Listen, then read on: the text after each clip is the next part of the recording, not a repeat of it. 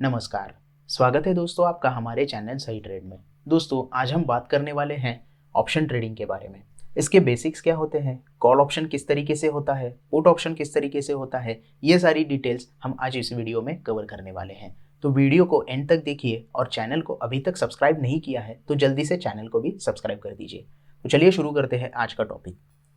What is option trading? Option trading buyers और sellers के बीच में किया गया एक कॉन्ट्रैक्ट होता है। ये एक डेरिवेटिव का पार्ट है, इसकी वजह से यहाँ पे एक कॉन्ट्रैक्ट होता है, उसकी एक एक्सपायरी होगी, उस एक्सपायरी के वो कॉन्ट्रैक्ट खत्म हो जाएगा।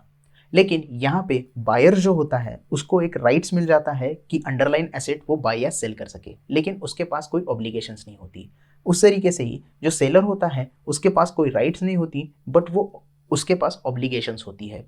ऑब्लिगेशंस क्या होती है? अगर कोई प्राइस पे बायर ने एक स्टॉक बाय किया है या फिर उसका ऑप्शंस बाय किया है तो वो बीच में ही कॉन्ट्रैक्ट छोड़ सकता है। अगर उसको वो एग्जीक्यूट नहीं करना है, एक्सरसाइज नहीं करना है, तो वो जो बायर रहता है उसको वो राइट्स होते हैं कि वो कॉन्ट्रैक्ट बीच में छोड़ सके, लेकिन सेलर को वो उस तरीके से राइट्स नहीं होती है, उसे वो पूरा करना होता है।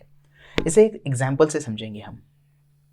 मान लो मिस्टर ए है और उनको एक घर खरीदना है जिसकी करंट मार्केट प्राइस अब 50 लाख रुपए चल रही है। इसलिए वो मिस्टर बी के पास जाते हैं जो कि वो घर बेच रहे हैं। यहाँ पे क्या हो गया, मिस्टर ए हो गए बायर और मिस्टर बी हो गए सेलर। तो आगे जाके क्या होता है, मिस्टर ए को लगता है कि जिस एरिया में ये घर है उस एरिया में 6 महीने बाद बहुत अच्छी डेवलपमेंट होने वाली है और घर के प्राइस बढ़ने वाले हैं। घर के प्राइस बढ़ के 1 करोड़ तक जाने वाले हैं। तो यहाँ पे मिस्टर ए क्या सोचते हैं कि अगर मैं 6 महीने बाद ये घर खरीदता हूं तो मुझे 50 लाख का ऐसे ही फायदा हो जाएगा। तो इसीलिए ये मिस्टर बी के साथ एक कॉन्ट्रैक्ट करते हैं और उन्हें बोलते हैं मैं ये घर 6 महीने बाद खरीदूंगा, इसलिए मैं आपको यहाँ पे अब 50,000 रुपये टोकन देता हूँ। मार्केट की सिचुएशन में इस टोकन को प्रीमियम बोला जाता है। तो मिस्टर ए ने घर खरीदने के लिए मिस्टर बी को एक प्रीमियम दे दिया और एक कॉन्ट्रैक्ट कर लिया कि 6 महीने बाद आके मैं यहाँ पे घर खरीदूंगा। अब 6 महीने बाद अगर मिस्टर ए की जैसी सोच है वैसे वहां पे डेवलपमेंट हो जाती है तो मिस्टर ए को 50 लाख रुपए का फायदा हो जाएगा और वो वहां पे आके घर खरीदेंगे और वो उनका कॉन्ट्रैक्ट खत्म हो जाएगा। लेकिन मिस्टर बी को यहाँ पे वो कॉन्ट्रैक्ट पूरा ही करना है। वो यहाँ पे पीछे नहीं हट सकते कि अभी भी करंट मार्केट प्राइस 1 करोड़ चल रही है तो अब मैं 50 लाख में कैसे बेचूं आपको, क्योंकि यहाँ पे उन्होंने पहले ही कॉन्ट्रैक्ट किया है और मिस्टर ए यहाँ पे टोकन अमाउंट दे चुके हैं। तो मिस्टर बी को यहाँ पे वो घर 50 लाख में ही बेचना पड़ेगा। इसीलिए मिस्टर ए के पास राइट्स होते हैं लेकिन ए बी के पास राइट्स नहीं होते। बायर्स के पास यहाँ पे राइट्स आ गए और सेलर्स के पास कोई राइट्स नहीं है, उनको 50 लाख में ये घर बेचना ही पड़ेगा। ये हो गया एक सिनेरियो। अगर दूसरा सिनेरियो हो जाता है और मिस्टर ए की जैसी सोच है वहां पे उस वैसी डेवलपमेंट नहीं होती है और घर की प्राइस सेम रहती है या फिर उससे कम हो जाती है, तो मिस्टर ए क्या करेंगे, कॉन्ट्रैक्ट से बैकआउट कर सकते हैं और बोल सकते हैं कि 50,000 रुपये टोकन आप ही रखो, मैं यहाँ पे सौदा ये नहीं करने वाला, कॉन्ट्रैक्ट में यहाँ पे नहीं फॉलो करने वाला हूँ। तो यहाँ पे मिस्टर बी उसके लिए भी उन्हें कुछ नहीं बोल सकते क्योंकि मिस्टर बी को डायरेक्टली 50,000 रुपये का फायदा हो रहा है और घर भी उनका नहीं बिक रहा है, तो वो घर भी दूसरे को बेच सकते हैं। तो इस सिचुएशन में मिस्टर ए को 50,000 रुपये का लॉस हो गया लेकिन मिस्टर बी को 50,000 रुपये का यहाँ पे फायदा हो गया। इस तरीके से ही मार्केट में बायर्स और सेलर्स के बीच में कॉन्ट्रैक्ट हो जाता है और किसी का लॉस किसी का प्रॉफिट यहाँ पे बन जाता है। इसे एक रियल टाइम एग्जाम्पल से भी देख लेते हैं।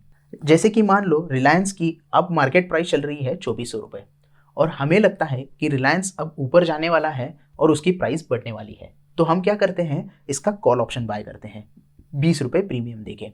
यहाँ पे एक बात ध्यान रखने वाली है दोस्तों, जब भी मार्केट अप ट्रेंड में होगा या फिर आपको लगता है मार्केट में तेजी आने वाली है तो अब आप कॉल ऑप्शन बाय करेंगे, और जब भी आपको लगता है कि मार्केट में मंदी आने वाली है, स्टॉक अभी नीचे गिरने वाला है, तब आप पुट ऑप्शन बाय करेंगे। दोनों सिनेरियोज में आपको बाइंग ही करनी है, या तो कॉल ऑप्शन बाय करनी है या तो पुट ऑप्शन बाय करनी है। तो जैसे हम इस एग्जाम्पल में देख रहे हैं, मैंने 20 रुपये प्रीमियम देके रिलायंस का कॉल ऑप्शन बाय किया है और जैसी हमारी सोच है वैसे रिलायंस का स्टॉक यहाँ पे 2500 रुपये तक चला जाता है। तो यहाँ पे सीधे सीधे मुझे 100 रुपये का फायदा हो गया, प्रॉफिट 100 रुपये का हो गया, लेकिन मैंने ऑलरेडी 20 रुपये प्रीमियम दिया है और वो प्रीमियम कभी भी वापस नहीं मिलता, तो वो प्रीमियम मुझे 100 रुपये प्रॉफिट में से माइनस करना पड़ेगा। तो यहाँ पे मेरा नेट प्रॉफिट जो है वो 80 रुपये हो गया। उसी तरीके से अगर मुझे लगता है रिलायंस का करंट मार्केट प्राइस 2400 है और आगे जाके स्टॉक गिरने वाला है, तो मैं यहाँ पे क्या करूँगा, रिलायंस का पुट ऑप्शन बाय करूँगा 20 रुपये प्रीमियम देके। यहाँ पे जैसे हम सोच रहे हैं वैसे हो जाता है और रिलायंस का जो स्टॉक है वो नीचे गिर के 2300 रुपये में आ जाता है। तो यहाँ पे मैंने 2400 में बेचा था और 2300 आ गया, तो मुझे यहाँ पे 100 रुपये का प्रॉफिट हो गया। लेकिन प्रीमियम मैंने ऑलरेडी 20 रुपये पे कर दिया है, जो मुझे वापस नहीं मिलने वाला। वो अगर हम प्रॉफिट में से कट कर देंगे तो यहाँ पे नेट नेट मुझे 80 रुपये का प्रॉफिट हो रहा है। तो दोनों कंडीशंस में मुझे यहाँ पे प्रॉफिट हो रहा है। मान लो सिनेरियो चेंज हो जाता है और रिलायंस का प्राइस बढ़ने की बजाय गिरने लगता है, तो मेरा ये कॉल ऑप्शन है ये माइनस हो जाएगा। लेकिन यहाँ पे मुझे बहुत ज़्यादा लॉस नहीं होगा। भले ही स्टॉक 2300 रुपये तक आ जाए तो मेरा जो लॉस होगा वो 20 रुपये प्रीमियम तक ही सीमित रह जाएगा, क्योंकि मैंने उतने ही पैसे पे किए हैं। इसीलिए जो बायर्स होता है उसका जो लॉस होता है वो लिमिटेड होता है जितना उसने प्रीमियम पे किया है। उसी तरीके से अगर रिलायंस के पुट हमने खरीदा है और रिलायंस की प्राइस गिरने की बजाय बढ़ने लगती है, तो वहाँ पे मेरा लॉस जो होगा वो 20 रुपये प्रीमियम का ही होगा। इसीलिए बायर्स हमेशा लिमिटेड रिस्क के साथ काम करते हैं और सेलर जो रहता है वो अनलिमिटेड रिस्क के साथ काम करते हैं। क्योंकि जिसने भी ये कॉल ऑप्शन या पुट ऑप्शन मुझे बेचा है, अगर प्रॉफिट मुझे 100 रुपये हो रहा है तो उसे 80 रुपये माइनस में जाना पड़ेगा। इसीलिए सेलर का जो लॉस होता है वो बायर से बहुत ज़्यादा होता है। इसीलिए बायर्स हमेशा लिमिटेड लॉस के साथ यहाँ पे काम करते हैं और सेलर्स थोड़े ज़्यादा लॉस के साथ काम करते हैं। लेकिन मार्केट में ये कहा जाता है कि सेलर्स बहुत अच्छा पैसा यहाँ पे कमाते हैं as compare to buyers. I hope कि वीडियो आपको पूरी समझ में आ गई हो। वीडियो अच्छी लगी हो तो प्लीज़ लाइक कीजिएगा, दोस्तों के साथ शेयर कीजिएगा और हमारे चैनल को भी ज़रूर सब्सक्राइब कीजिएगा। धन्यवाद।